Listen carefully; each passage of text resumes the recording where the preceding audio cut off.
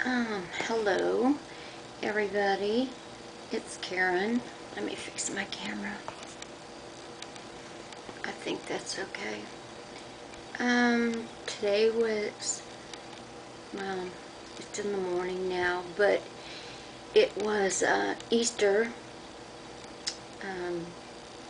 Sunday, and this is my day 9. And I made a day 7, a day 8, yesterday and the day before, and then one a week before that, talking about what I've been doing, that I've been cutting back, cut my night medicines, my SEROQUEL, REMERON, and REQUIP that I take at night, cutting them in half, those doses in half. And the last 2 days, I take myself just as I was. No makeup, no hair, nothing. You could tell how sick and messed up I was. Even the week before the week started me doing this, you could tell by listening to me how all over the place I was and scatterbrained, which I still am. The problems I've been having with the withdrawals have been just a multiple of things. And yesterday, no, the day before yesterday, which was Saturday, my blood pressure went sky high. It was which is one thing when you go into withdrawals. 141 over 103, 82 pulse. And I didn't take any extra blood pressure medicine for that.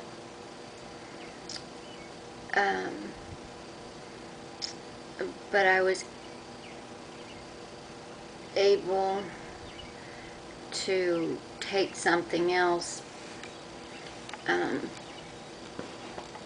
that wasn't a pill, but helped me calm down. And that's a little bit of beer.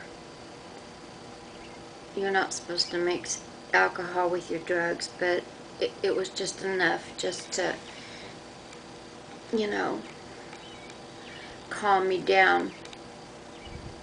And which really made me, I did that just before I recorded, so you could tell I was, you know, really out of it. I really couldn't think, I couldn't put my thoughts together. I was really sick. I have been quite a few days since the week started, but last night I had to, it was almost 9 o'clock, and I was tired of the struggle and the strain of the withdrawals. I just wanted to go to bed. So, taking half my doses of my night pills, I stood up, and the next thing I knew, everything happened at once. My heart was beating so fast and out of my chest that it was literally making it it made it impossible to breathe. I was almost hyperventilating, and I felt so strange. It's hard to explain, and I didn't know what was happening, and it scared me. And I panicked, so I got my blood pressure cuff and took my blood pressure, and it had dropped so low. It was 81/57. That's just way low. So that explained that, but I've only had that happen one other time, but this was really the worst. It's too hard to describe. And my pulse was 101, which my blood pressure today was 115/83, and my pulse was at 101. So even with the 101, I was still doing okay, but because that happened, I had taken a half a dose, and I decided to play it safe and take the rest of my dose. So in actuality, last night I took a full dose of all 3 pills, and I was in that state of sleep, and that I hear nothing. Nothing can wake me up. I'm completely in such a deep state.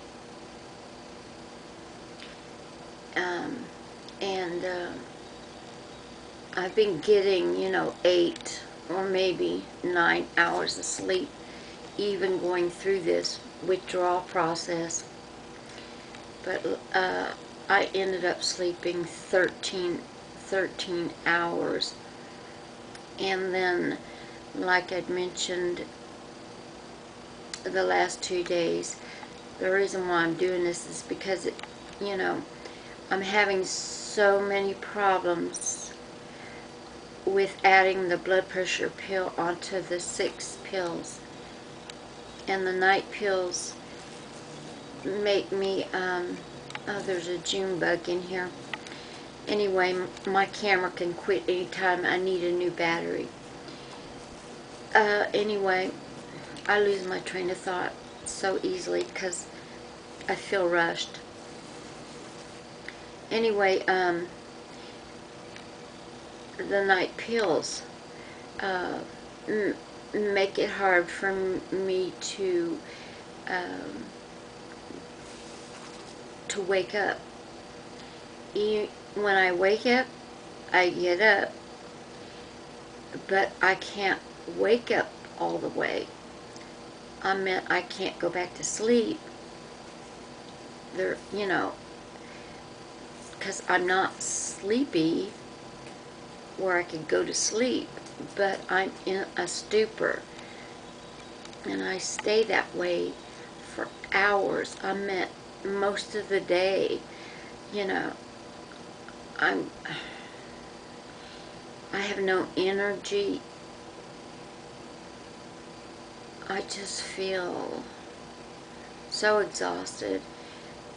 And after being on that blood pressure with all these other pills for quite some time now, I've been having some really serious issues.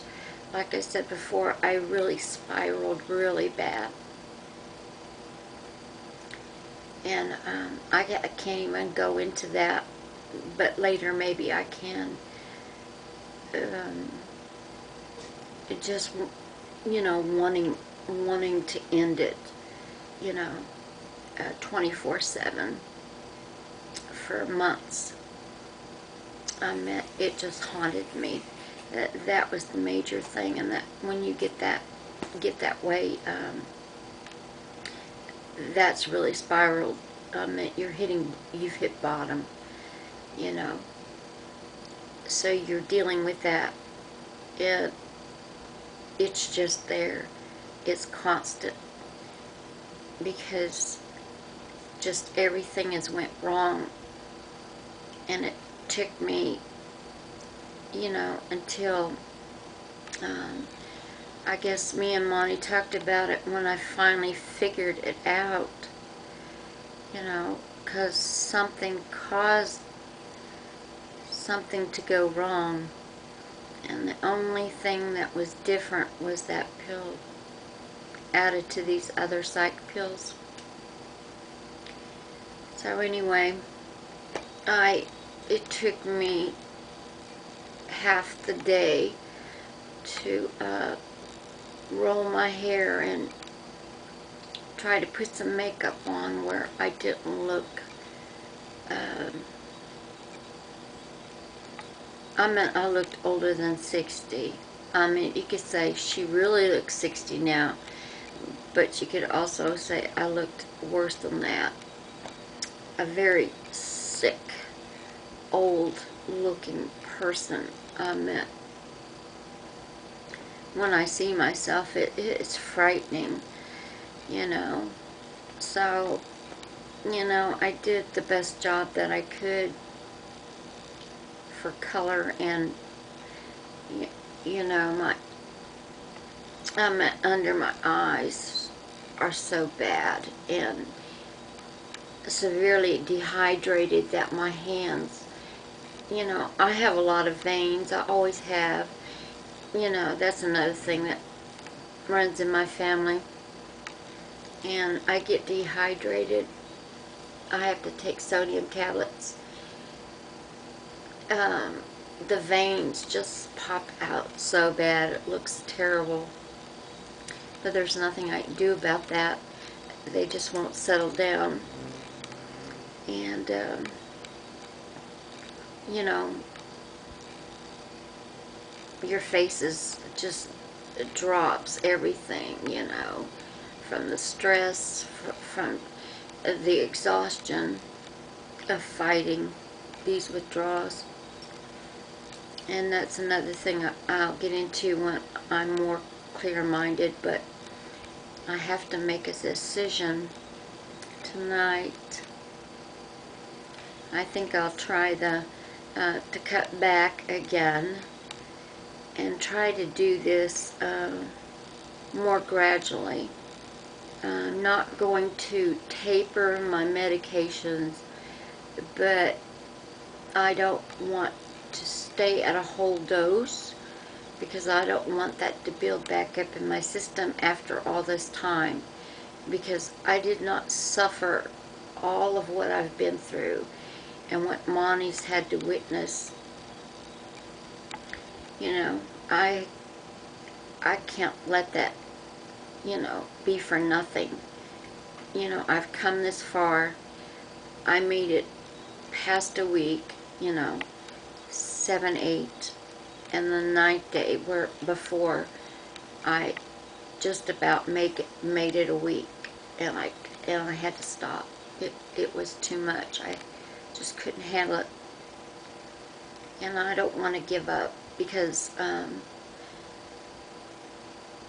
you know, even though the doses don't sound high, and they're really not, but the fact that, you know, I'm taking 6 plus the blood pressure medicine, and these are major drugs, psych drugs, for every disorder just about that you can think of, except for, you know, I don't hallucinate, and I'm not schizophrenic, so that's a good thing, thank God. And going through withdrawals doesn't cause that either, because I used to be so afraid that that would happen next. You know, in the past, when I've been through these and been through them, 10 times where I've come. The last time was the closest I come to, I could have died. I was in the ER, and one other time I could have, because of the convulsions were so severe that I needed immediate attention to get stabilized. They stabilized me quickly this time, where before they didn't. And each of them were a nightmare. Monty's had to take off 2 weeks, at, those times from work to be here, because you really can't be alone, because you're just teetering on the edge of insanity, and you're just liable to do anything. And your personality, you talk about, you don't have, oh yeah, I don't have multiple personality disorder either. I don't have different personalities, but I could tell you this: when you go through the severest withdrawals, your personality can change. The way that you talk, the way that your mind works, the elevation in moods.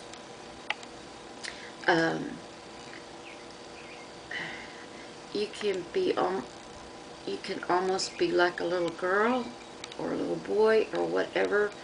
You're a grown person. You go back, regress, degress, whatever, or you could be elated, and your mind is so sharp that if you could spell, you could spell anything. Your mind is the sharpest.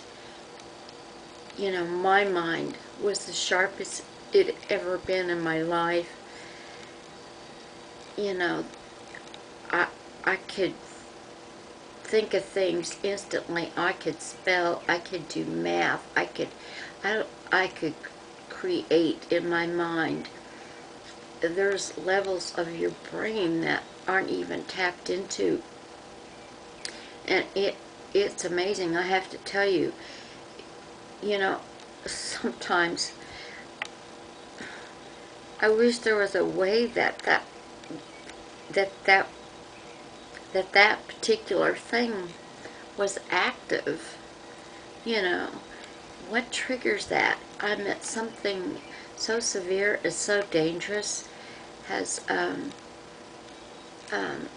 being cut off, just cold turkey cut off of benzos. Those are your anxiety pills, like klonopin, Xanax, all those things. It is like those withdrawals are compared by, you could look it up yourself, is compared to heroin withdrawals. And it could kill you. It's not something you dare do. And people don't do it. They do tapering, which takes years. The longer you've been on them, the more years it takes to taper off. And your whole life is just destroyed. I don't even know how people survive.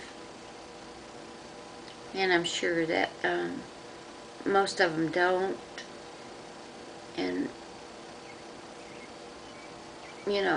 they've probably had so many close calls, and, we're talking about heart attacks, seizures, you name it.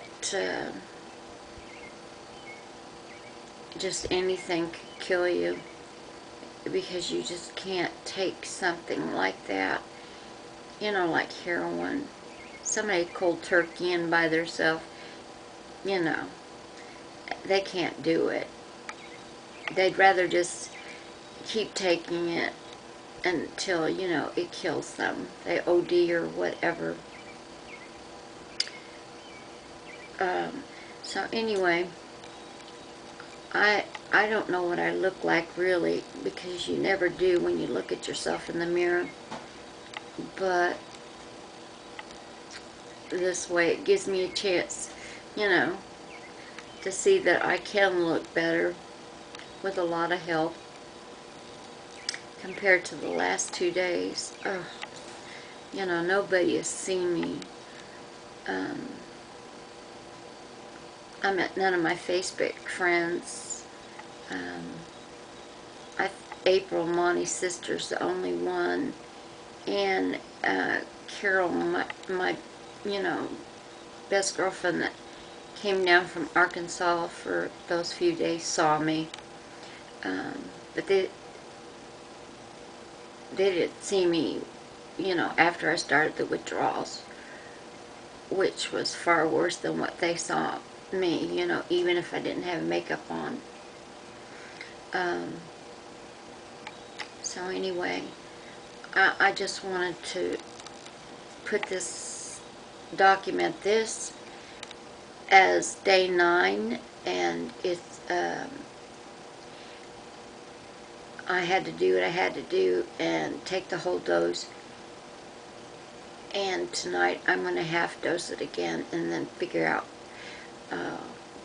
what would be my plan, you know, to have some in my system, but to slowly back off of it without, you know, tapering. Well, like I tried to explain, is a whole different process.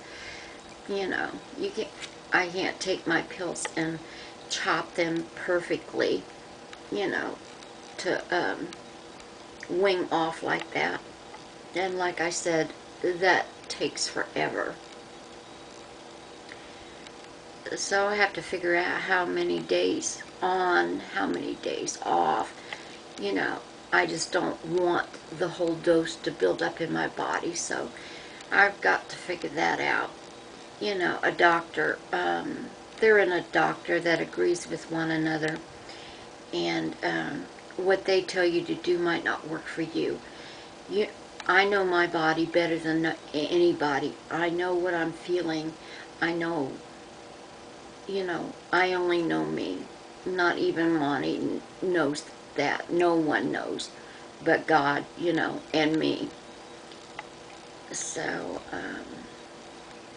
yeah, it's still going to be like this for a while, but I'll tell you what, I'm going to get there.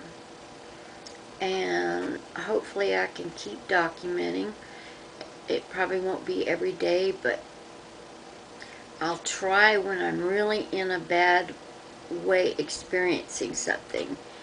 You know, I'll try to do it. I'm look like I'm an old woman. I look like death warmed over, but, you know, that's the reality. You have, you know, it is what it is. Let's just say that. And if I do decide to put this, you know, on my page, it'll be for the purpose of, you know, just letting people know, you know, what I'm going through, what I'm doing, you know, where I've been, why I'm not on there, you know, to learn something, to see something as it happens, you know. I'm not trying to exploit myself, because, you know, I don't want people to see me looking that way. I am vain when it comes to that, you know. I can't help that, because whenever you see pictures of me, you know, I'm always fixed up, and you know, I can go to the store or stuff like that, you know, and you can wear your sunglasses or whatever, but, you know, hopefully you don't run into anybody, but you might do a little something so you don't look so bad. But since I don't go anywhere, I'm not worried about it. But even my doctors are starting to see me, you know, the way I really am, which is very unusual for them because they've never seen me this way before, you know, without makeup and hair and nice clothes and stuff. But anyway, it's getting on, and it's another one of those things that I'm trying not to do, is stay up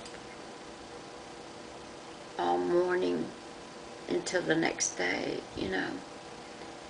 Just because I got 13 hours doesn't mean I can stay up, you know, twice as long. But anyway, that's just what I wanted to document for today. What happened, where I'm at. And maybe I'll do one tomorrow, maybe I won't. I really don't know. So anyway, thanks for watching and for listening. And hope everybody had a wonderful Easter. Okay, take care. Good night.